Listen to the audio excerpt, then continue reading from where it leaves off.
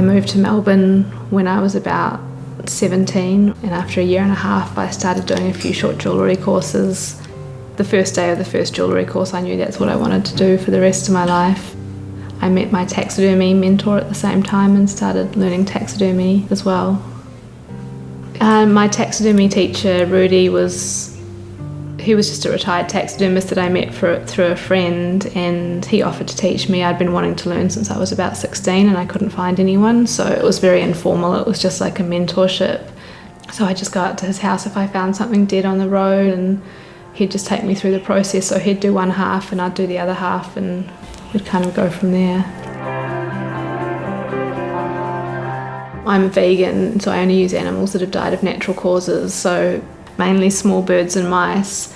And I was studying jewellery at the same time, so I'd preserve a mouse, and then it was just kind of like a natural progression for me to put diamonds in its eyes and give it a silver tail and put a brooch back on it. So straight away, like within the first few weeks of making jewellery, I started combining the two things together. And then I think in about 2007, I had a show at Craft Victoria, and that's when I kind of flipped it around and I started making taxidermy sculptures and adding jewellery components. Yeah, it was quite liberating because I'd always made jewellery and everything had to be considered to be, durable enough to be worn. And when I started making sculptures, I realised I could actually create to my full potential.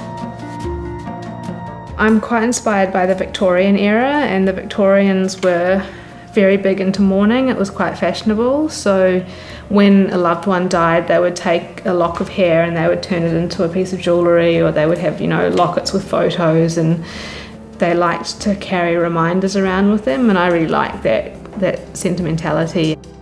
I get people coming to me wanting me to do stuff with ashes of deceased loved ones, hair. Occasionally, people come with their children's teeth. They all kind of, in my eyes, it can be done in a memorial sense, but also in a kind of amuletic or talismanic way as well, I guess, when they're using children's teeth and that sort of thing, when it's not about them dying, but it's symbolising a phase of their life that's over.